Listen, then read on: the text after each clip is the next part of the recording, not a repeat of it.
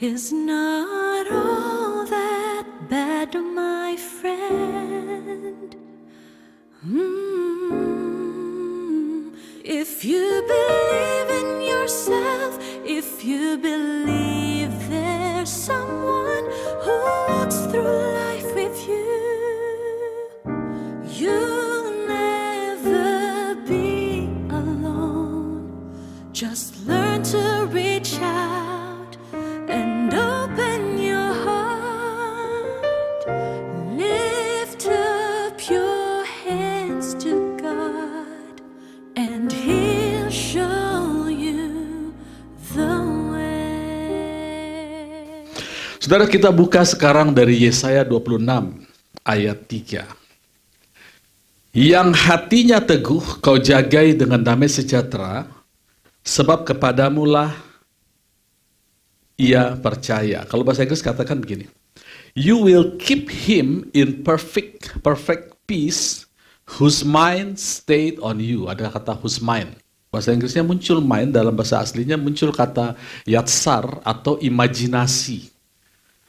Jadi kalau imajinasi seseorang teguh pada firman Tuhan, di imajinasinya itu tetap firman Tuhan, maka Tuhan menjagai dengan perfect damai sejahtera atau shalom yang sempurna. Nah, kata shalom itu jangan terjemahkan hanya sekedar damai, tetapi shalom itu juga kesembuhan kita di situ, pemeliharaan Tuhan di situ, finansial kita ada di situ, keselamatan kita atas mara bahaya juga ada di situ, berkat di atas pekerjaan ada di situ. Asal imajinasi kita tidak pernah bergeser dari firman Tuhan. Ya, sekarang kata yang sama kita buka di Kejadian 2 ayat 7. Ketika itulah Tuhan Allah membentuk manusia dari debu dan tanah. Nah, perhatikan kata membentuk dengan kata pikiran di dalam Yesaya 26 ayat 3 itu memakai kata yang sama, yatsar. Jadi Allah membentuk manusia dalam pikirannya dengan yatsar itu, dia membentuk manusia lalu menghembuskan spirit. Maka kita pun juga bisa membentuk kehidupan kita sesuai dengan firman Allah dengan imajinasi yang dari firman. Ya. Nah, imajinasi ini juga bisa dibuat, bisa menjadi negatif juga. Kejadian 6 ayat 5. Ketika dilihat Tuhan bahwa kejahatan manusia besar di bumi, dan bahwa segala kecenderungan hatinya selalu membuahkan kejahatan semata-mata. Perhatikan kata kecenderungan hatinya. Itu kata yang sama yang dipakai yatsar. Ya, jadi dari 3 ayat ini confirm ya, bahwa imajinasi kita sangat penting. Imajinasi kita itu alat bentuk kehidupan kita. Dia bisa, kalau kita menaruh imajinasi kita tentang pengharapan dari firman Tuhan, maka kehidupan kita akan diarahkan ke sana. Di segala bidang, kesembuhan, keselamatan, finansial, keluarga, pekerjaan, bahkan masa tua kita. Ya. Jadi imajinasi penting diisi dengan firman Tuhan. Dan firman Tuhan itu akan mengajar kita segala hal, banyak hal. Firman Tuhan itu adalah law atau hukum iman atau hukum Kristus yang berlaku, yang membentuk kehidupan kita.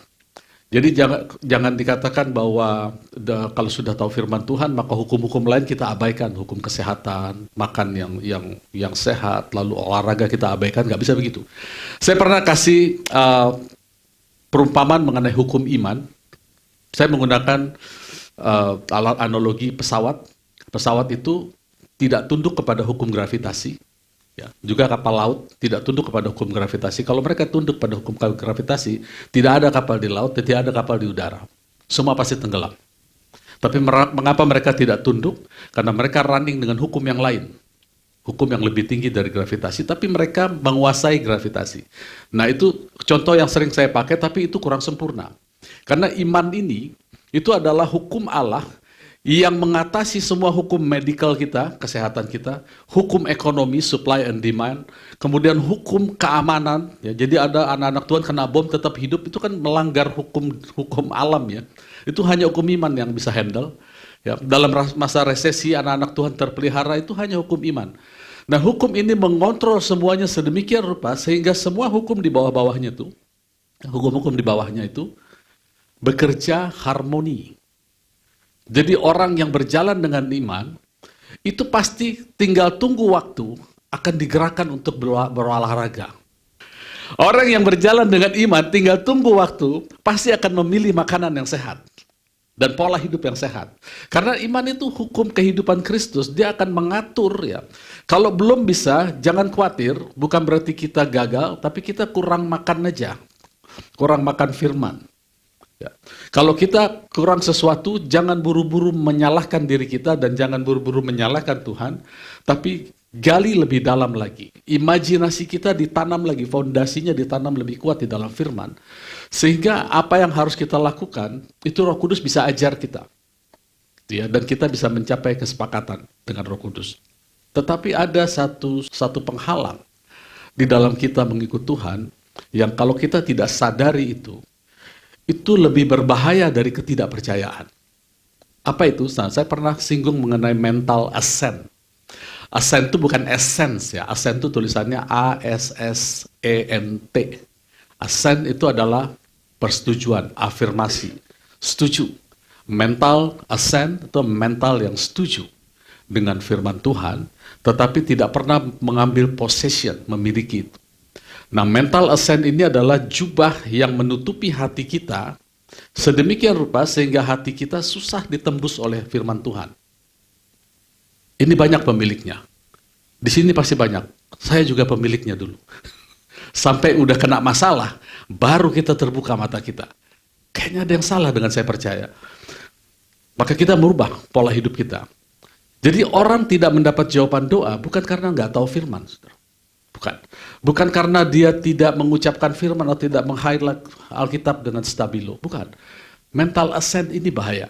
Ya, karena dia adalah jubah yang menutupi hati kita, sehingga hati kita tidak tertutup dan kita terkagum-kagum dengan firman Tuhan. Saya ambil contohnya, saya baru dapat satu contoh ya, Markus 6 ayat 51.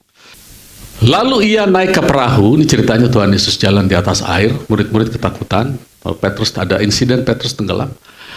Lalu ia naik ke perahu dan angin pun redalah, mereka sangat tercengang dan bingung. Coba disusun ke King James. They were so amazed, amazing.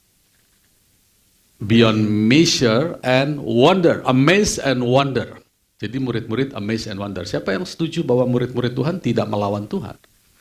Mereka kagum akan Kristus dalam keadaan di tengah-tengah mukjizat, mereka amazed and wonder.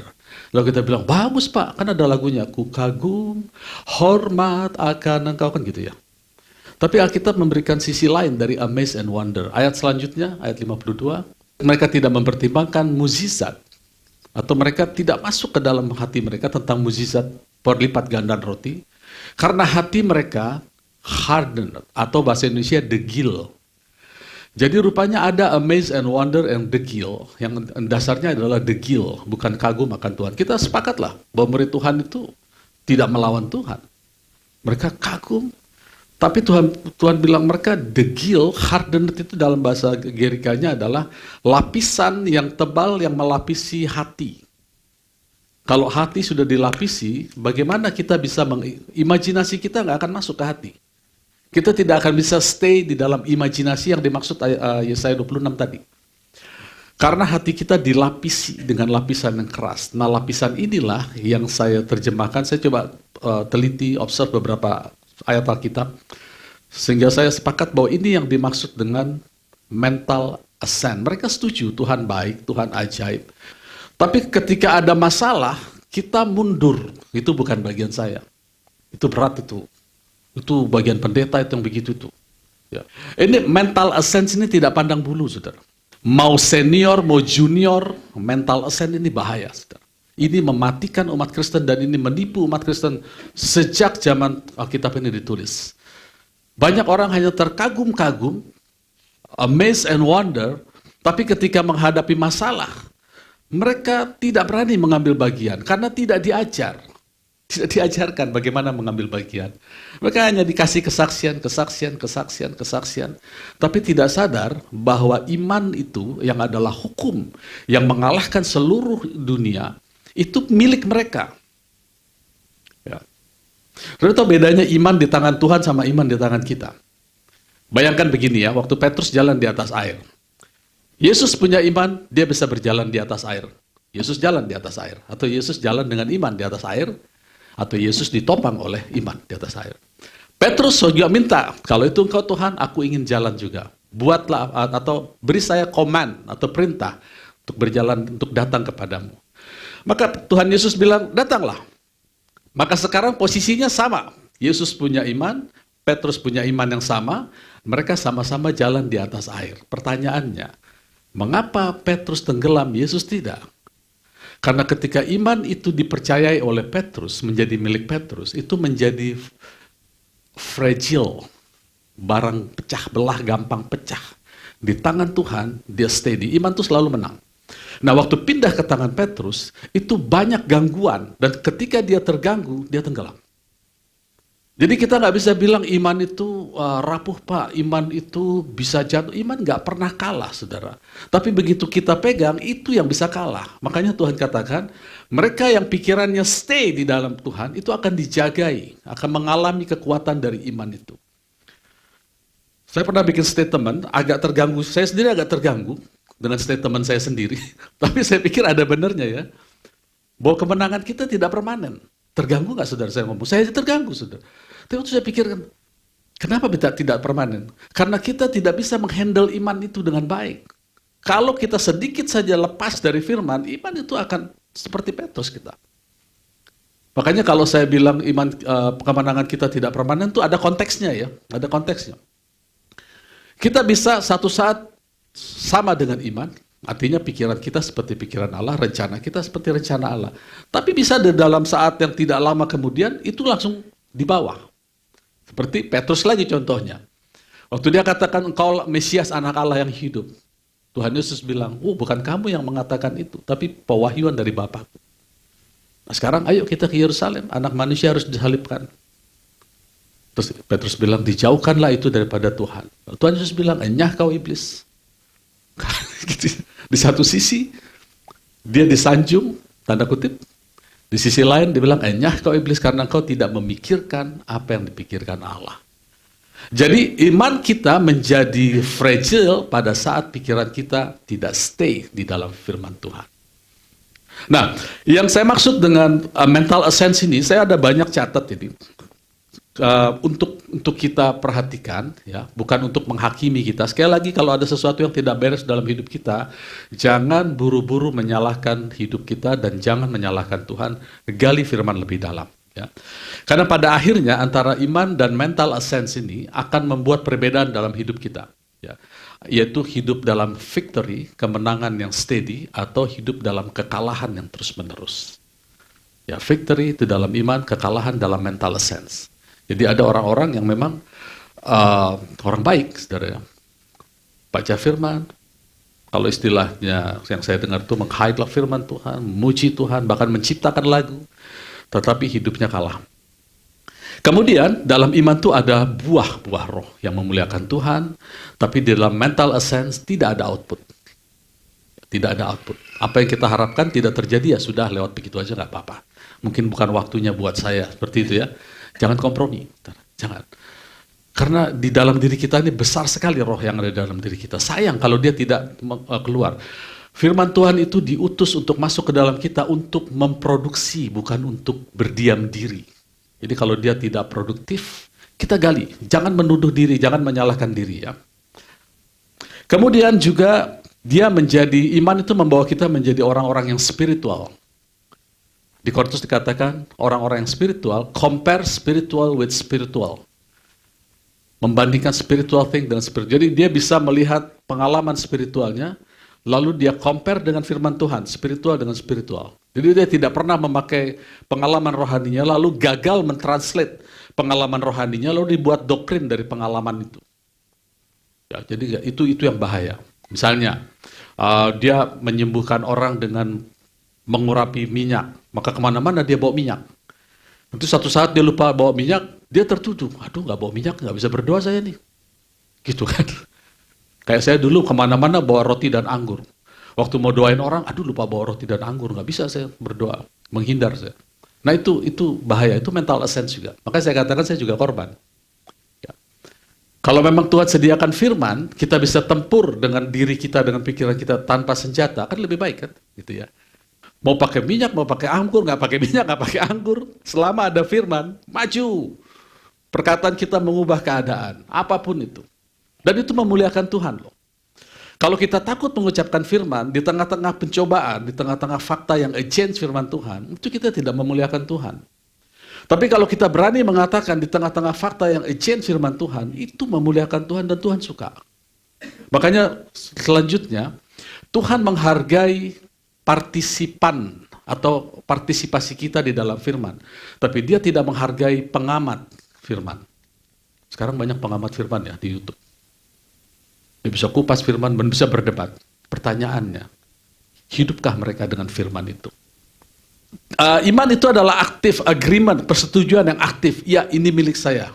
Ini milik saya. Nah, kalau mental assent itu hanya pasif, emosional, dan sifatnya excitement. Senang-senang sesaat. Amin, amin. Itu dia, iman. Dan mental assent. Kemudian iman itu membiarkan atau setuju bahwa firmanlah yang mengatur hidupku. Bukan symptoms, bukan keadaan. Mental assent, dia bisa kagum sama firman, tapi ketika menghadapi masalah, dia tanpa sadar membiarkan gejala atau situasi mengatur hidupnya. Itu mental assent. Mental assent ini agak sulit dideteksi, saudara. Mendeteksi ketidakpercayaan lebih gampang, jauh lebih gampang. Tapi mendeteksi mental assent ini sulit sekali. Kita harus punya filter iman yang sama, yang kuat. Ya. Kita sering berdoa, alami Tuhan, alami Tuhan. Nah, mental assent ini suka minta Tuhan, alami aku. Aku punya masalah nih Tuhan, alami aku dong. Jangan aku aja alami Tuhan, gitu kan. Kalau iman, kita mengalami Tuhan. Apa janji Tuhan? Aku ingin alami itu. Mental assent tidak, beda. Kalau tidak dijawab, ya karena Tuhan mengerti keadaan saya ini begini-begini. Dengan kata lain, kita minta Tuhan mengalami kita. Harusnya kita mengalami Tuhan. Dan Tuhan senang, suka sekali. Dan itu disembunyikan, saudara. Disembunyikan oleh Tuhan. Semua kebenaran janji-janji itu disembunyikan untuk kita, anak-anaknya nikmati. Nggak semua orang bisa nikmati itu. Memang diprotek oleh Tuhan.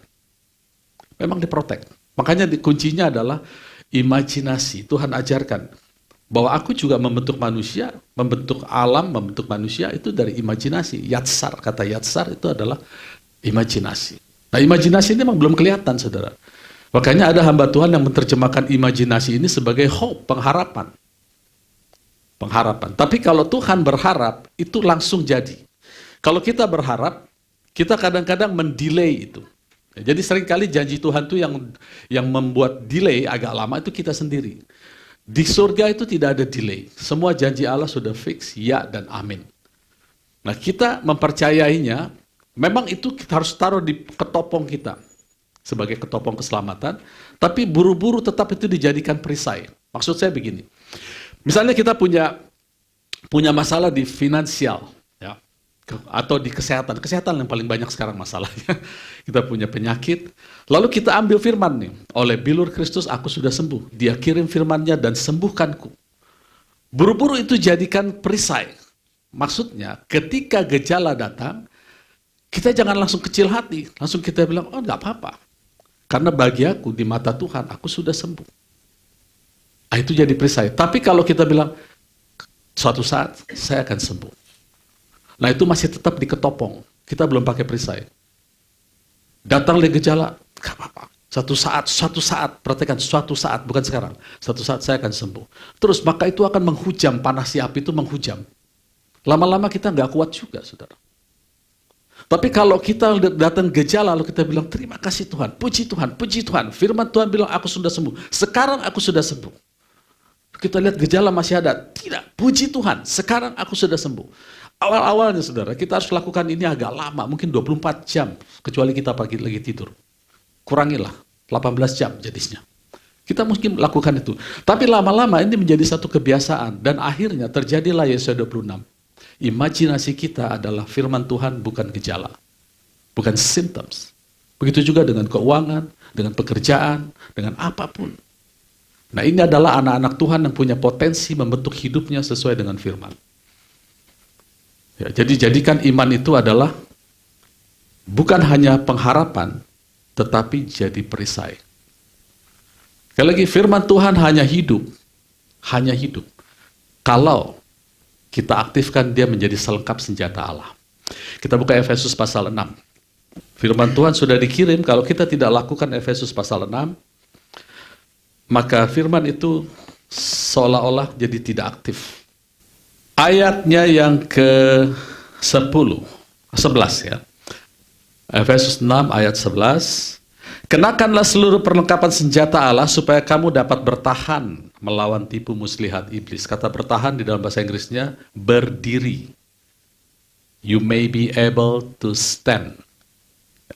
Kemudian karena perjuangan kita bukanlah melawan darah dan daging, tetapi melawan pemerintah-pemerintah, melawan penguasa, penghulu dunia yang gelap ini, melawan roh-roh jahat di udara. Jangan berhenti di situ, saudara. Ya. Karena kalau kita berhenti di situ, maka imajinasi kita adalah senjata ini untuk melawan iblis. Iblis sudah kalah. Ya, kitab Kolose bilang iblis sudah dipertontonkan sebagai pihak yang kalah. Tapi dia masih melakukan dua hal, yaitu menipu dan menyesatkan. Ya, tahu bedanya ditipu dan disesatkan, saudara. Kalau ditipu, begitu kita baca firman, maka kita berubah pola pikir. Tapi kalau disesatkan, udah salah, kita kasih firman pun dilawan firman. Itu lebih bahaya dari kalau ditipu, kita tinggal baca firman.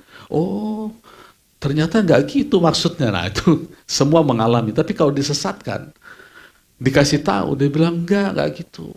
Tadi udah berdiri. Ayat 13. Sebab itu ambillah seluruh perlengkapan senjata Allah supaya kamu dapat mengadakan perlawanan. Kata perlawanan di situ berdiri. Supaya kamu dapat berdiri pada hari yang jahat dan tetap berdiri lagi. Berapa kali sudah ya? Udah 1, 2, 3, 4. Sudah 4 kali. Sesudah kamu menyelesaikan segala sesuatu, berdiri. Kemudian ayat 14. Jadi berdirilah tegap. 5 sudah. Jadi semua selengkap senjata Allah, yaitu firman Allah mulai ketopong keselamatan, perisai iman, kata-kata kebenaran, firman Allah, pedang roh, dan doa, itu adalah senjata untuk membuat kita berdiri teguh di atas firman Tuhan. Bukan untuk mukulin iblis. Karena kita pikir kita lawan iblis.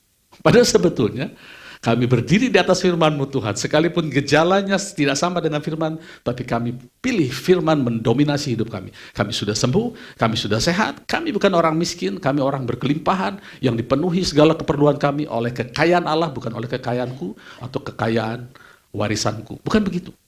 Tapi kekayaan Tuhan memenuhi. Nah itu kita memakai pedang roh. Pada saat itulah firman Allah menjadi hidup di dalam kita. Jadi cara menghidupkan firman Allah di dalam kita adalah pakai selengkap senjata roh. Tidak ada pilihan lain. Pengharapan itu nanti, iman sekarang. Pengharapan adalah penunggu yang setia dan baik. Tapi dia bukan penerima yang baik. Iman penerima yang baik.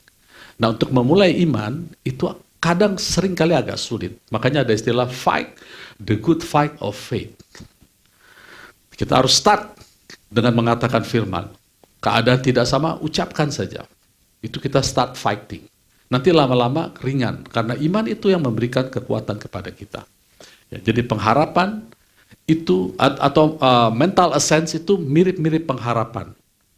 Pengharapan itu baik, saudara ya. Tanpa pengharapan orang tidak akan kembali kepada Tuhan. Tapi dengan pengharapan orang akan datang lagi, cari firman, datang lagi. Tapi selama masih pengharapan, itu berpotensi menjadi mental ascent.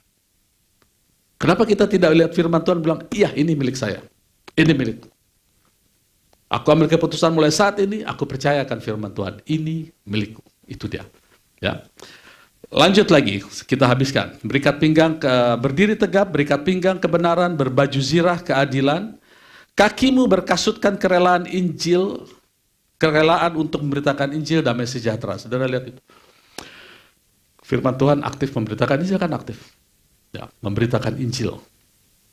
Memberitakan Injil ini sama dengan yang dimaksud bersaksi dalam kitab Wahyu, bahwa iblis dikalahkan oleh darah Yesus dan kesaksian kita.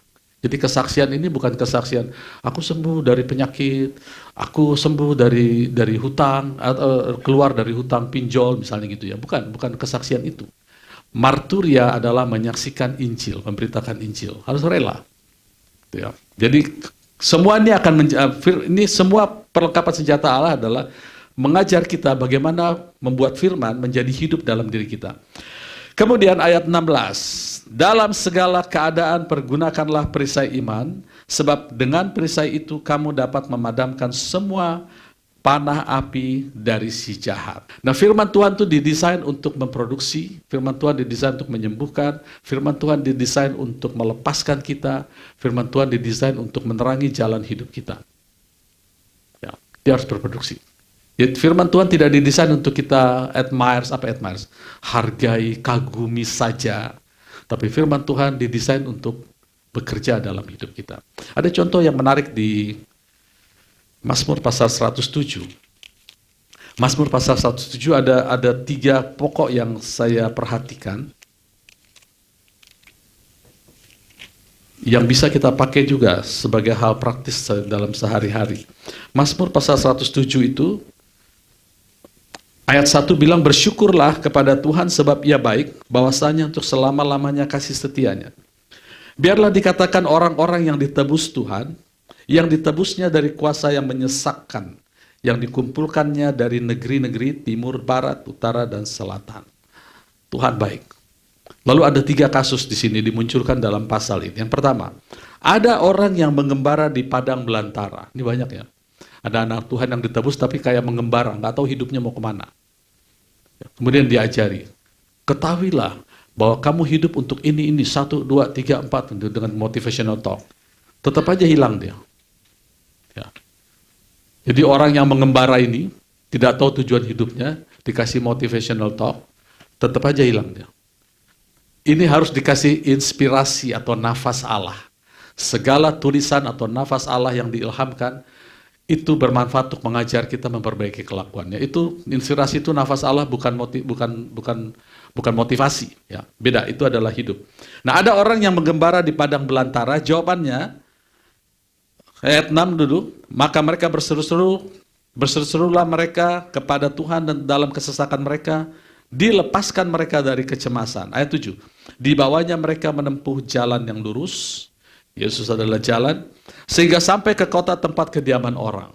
Nah, ini untuk kita lebih bermanfaat lagi, karena kita sudah sampai ke kota yang kudus itu.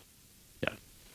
Jadi orang yang mengembara ini kadang-kadang orang yang terlalu banyak kesaksian, tapi nggak pernah baca firman juga. Bisa begitu ya, saudara ya? Nggak baca firman, kesaksiannya banyak juga. Gitu. Saya compare dulu sebentar dengan Ibrani pasal 11. Ya. Dan mereka semua, pahlawan-pahlawan iman ini, Abraham, Ishak, Yakub, Habil, semua, mereka tidak memperoleh apa yang dijanjikan. Konteksnya adalah Kristus, sang iman.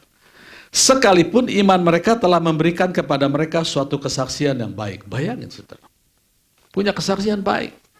Siapa yang kasih? Setiap perkataan Allah. Tapi mereka tidak memiliki pribadi itu. Kita memiliki pribadi Kristus. Jadi tunggu aja, kesaksian baik itu cuma keniscayaan kok. Tiba-tiba kita lepas dari segala masalah, itu hanya keniscayaan, masalah waktu.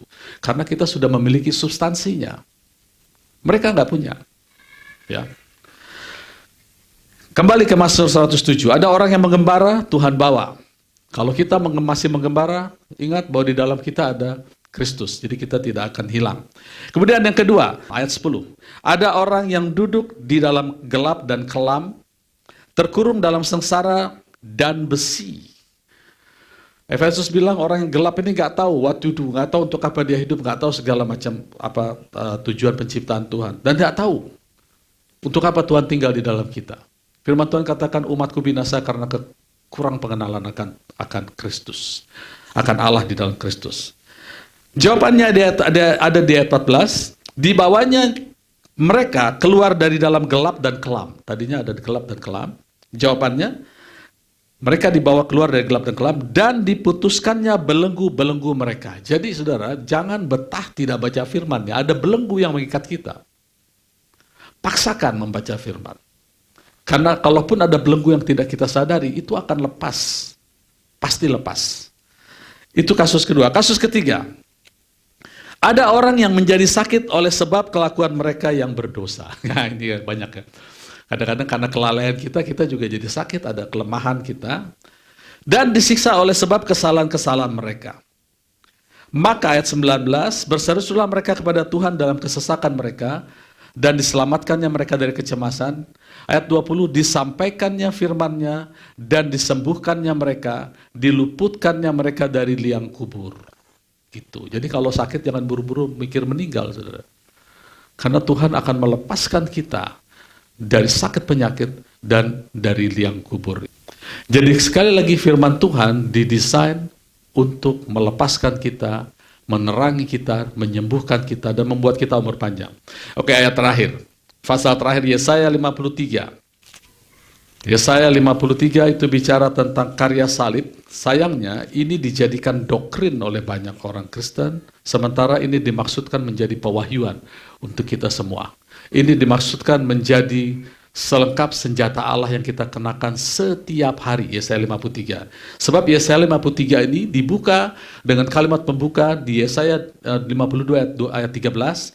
Sesungguhnya hambaku akan berhasil, ia akan ditinggikan, disanjung, dimuliakan, seperti banyak orang akan tertegun melihat dia, begitu buruk rupanya, bukan lagi seperti manusia, tampaknya bukan seperti anak manusia, demikianlah ia akan membuat tercengang banyak bangsa, raja-raja, dan mengatup mulutnya, sebab apa yang diceritakan kepada mereka, akan mereka lihat, dan apa yang tidak mereka dengar, akan mereka pahami. Jadi sebelum kita baca Yesaya pasal 53, ayat 1 dan seterusnya, kita baca Yesaya 53 ayat 15. Di situ dikatakan bagian terakhir, apa yang tidak diceritakan akan mereka lihat, dan apa yang tidak mereka dengar akan mereka pahami.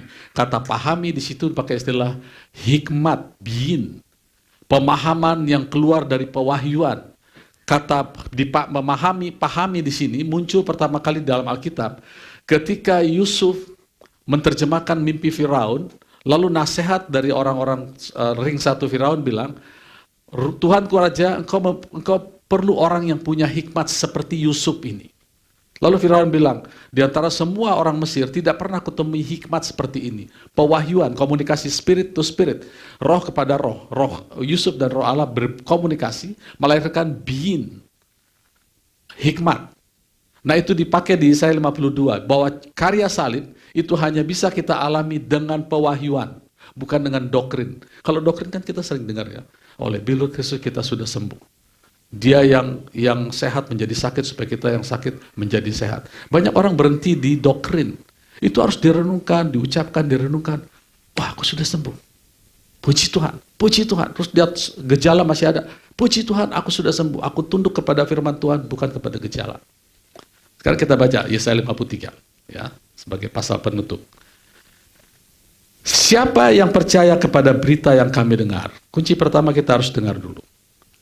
Dan kepada siapakah tangan kekuasaan Tuhan akan dinyatakan? Baru kita mengalami tangan kuasa Tuhan dalam hidup kita. Kita loncat ke ayat 3. Ia dihina dan dihindari orang, seorang yang penuh kesengsaraan, yang biasa menderita kesakitan. Saudara, yang pertama dilakukan Tuhan, diambil Tuhan dari hidup kita adalah hinaan atau bully atau cemooh yang kita alami. Itu sudah diambil oleh Tuhan. Renungkan ini dalam-dalam, ucapkan dan pahami dalam hati kita. Jadikan itu imajinasi yang menetap seperti Yesaya 26 katakan itu. Bahwa tidak ada lagi yang bisa membuli saya atau menghina, menganggap saya orang rendah. Saya bukan victim, bukan korban karena Yesus sudah memerdekakan saya. Dan semua cemooh itu sudah ditanggung Tuhan. Jadi sebelum masuk ke sakit penyakit, yang pertama diambil Tuhan adalah hinaan, cemooh, dan bully yang kita alami. Ya, oleh karena itu kita jangan menjadi pembuli. Ikut Tuhan atau menjaga Roh Kudus tinggal dalam kita kan cuma dua koridornya. Selain dengar dia, sebelah yang satunya bilang, jangan dukakan roh. Konteksnya apa? Jangan keluarkan kata-kata yang membuat orang kecil hati. Keluarkanlah kata-kata yang membuat orang menerima kasih karunia. Itu konteksnya. Jangan dukakan roh. Sebelahnya satu, katakan jangan padamkan roh. Konteksnya apa? Kalau kita lihat ayat di atasnya, bersukacitalah, tetaplah berdoa. Jangan anggap remeh firman Tuhan. Jadi cuma dua itu aja. Jangan dukakan, jangan padamkan. Ke atas dengarkan. Simple. Ya. Jadi kita tidak akan mengecilkan hati orang kalau kita bicara. Jadi bicara aja kita mesti diajari Roh Kudus, saudara. Karena memang kita tidak didesain untuk bergaul tanpa Tuhan. bahwa suami tidak pernah didesain untuk mendampingi istri tanpa firman Tuhan. Istri tidak pernah didesain untuk mendampingi suaminya tanpa firman Tuhan. Maka saya pernah kasih statement bahwa yang menjaga kerukunan keluarga adalah knowledge akan firman Tuhan. Kita tidak pernah didesain untuk bekerja tanpa firman Tuhan. Kita tidak pernah didesain untuk membangun satu jemaat Tuhan, gereja Tuhan tanpa firman Tuhan. Anak-anak muda tidak pernah didesain untuk memilih masa depan tanpa firman Tuhan. Semua harus kembali ke firman Tuhan. Itu desain kita. Ya. Imajinasi kita harus diset ke situ. Jadi yang pertama diambil adalah bullying atau cemooh. Kemudian ayat 4, ayat 3, ia dihina dihindari, masuk situ ya. Ia sangat dihina sehingga orang menutup mukanya terhadap dia, dan bagi kita pun ia tidak masuk hitungan. Ini masuk bullying. Padahal ayat 4, sesungguhnya penyakit kitalah yang ditanggungnya dan sengsara kita yang dipikulnya. Padahal kita mengira dia kena tulah, dipukul dan ditindas Allah. Ya, kita bilang dia tuh ditindas Allah. Padahal apa? Padahal emang iya sih ditindas Allah. Cuma kita berhenti di situ gitu. Maksud saya gitu. Kita hanya melihat kulitnya, dia ditindas Allah. Tapi dia ditindas Allah, Pak. Emang ditindas Allah. Nanti saya baca selanjutnya ya. Tetapi ia tertikam oleh karena pemberontakan kita. Ia diremukan karena kejahatan. Karena pemberontakan, karena kejahatan.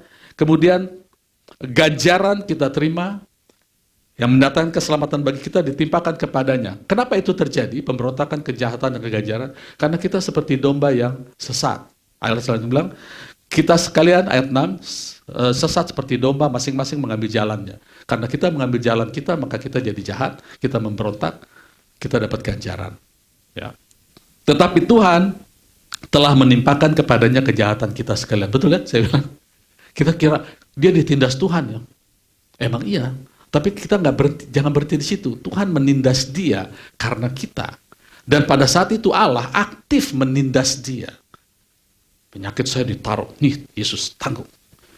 Penyakit semua kita diambil, nih kemiskinan kita, nih Yesus tanggung. Dan ayat 10, Tuhan berkehendak meremukkan dia dengan kesakitan. Bahasa Inggrisnya, yet it pleased the Lord to bruise him. Bukan dia senang lihat Tuhan Yesus kesakitan, dia senang dia bisa memindahkan sakit penyakit kita, kemiskinan kita ke tempat yang proper, yang dia tahu pasti menang, yaitu firman yang menjadi daging. Jadi dia sangat aktif, saudara. Dia lakukan ini seolah kalau kita bisa lihat alam roh, Tuhan sedang senyum. Kalau Tuhan Yesus kesakitan, lagi Tuhan, tambah. Semua dia lakukan dengan sukacita. Karena begitu besar kasih Allah akan dunia ini, sehingga dia memberikan anaknya yang tunggal, supaya siapa yang percaya menjadi selamat dan tidak binasa. Itu dasar sukacita dia. Kalau dia sukacita melakukan itu, kenapa kita tidak sukacita mengambil janji-janjinya? Hati-hati dengan mental ascent. Mental ascent hanya mengamati. Tuhan tidak respect terhadap pengamat. Iman, partisipasi. Ya Tuhan, terima kasih ya. Dosaku sudah diambil, penyakitku sudah ditebus, kemiskinanku sudah ditebus. Nah Tuhan hargai itu. Ya. Ayat 10, Tuhan berkehendak mengeremukkan dia apabila menyerahkan dirinya sebagai korban penebus salah, ia akan melihat keturunannya, umurnya akan lanjut. Ya lanjutlah umurnya, sakitnya diambil, kemiskinannya, stresnya, rasa malunya dipindahkannya, lanjut umur kita kan. Makanya Tuhan senang melakukannya. Nah, dan kehendak Tuhan akan terlaksana. Makanya Yesaya 50 dia bilang, hambaku akan berhasil. Jadi kalau dia berhasil, kita berhasil juga ya. Kemudian ayat 12 loncat, kita tutup dengan ini. Ini berkali-kali. Saya sekarang jadi senang repetisi, saudara ya. Repetisi dan konsistensi saya suka. Ini saya tahu udah berkali-kali saya khotbah ini. Supaya itu menancap di pikiran kita. Karena itu, ayat 12, sebab itu aku akan bagikan kepadanya orang-orang besar sebagai rampasan. Ya, jadi bukan orang besar dia rampas.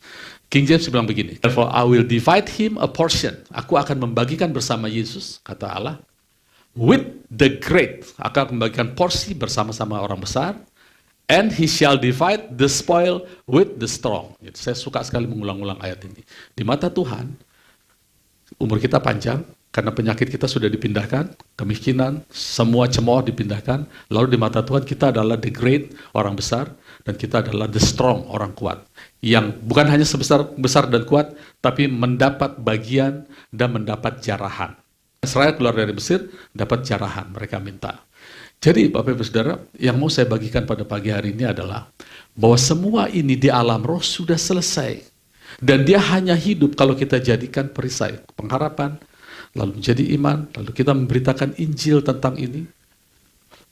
Tanpa pewahyuan, kita tidak akan dapat ini semua. Jadi yang namanya kesembuhan, kelimpahan, kelepasan dari masalah itu bukan sekedar mukjizat, itu adalah pewahyuan. Yesaya 52 ayat terakhir tadi, hikmat, pewahyuan. Nah, seringkali orang-orang dengan mental assent menjadikan ini doktrin. Ya, memang Tuhan baik. Tuhan ajaib. Tuhan melakukan semuanya. Bagaimana dengan kamu? Kamu terima nggak? Oh, nanti dulu. Saya mau renungkan dulu. Gitu kan. Suatu saat saya pasti akan seperti itu. Tinggal tunggu masalah waktu. Tenang aja, bro. Karena sewaktu-waktu ini kan singkat, saudara. Waktu-waktu ini kan jahat. Gitu. Kalau kita bilang kok, tebuslah waktu, redeem your time. Karena hari-hari ini jahat. Memang dia nggak masuk neraka, saya yakin. Tapi rugi, saudara. Tidak mengalami janji-janji Tuhan. Karena mental assent itu tadi.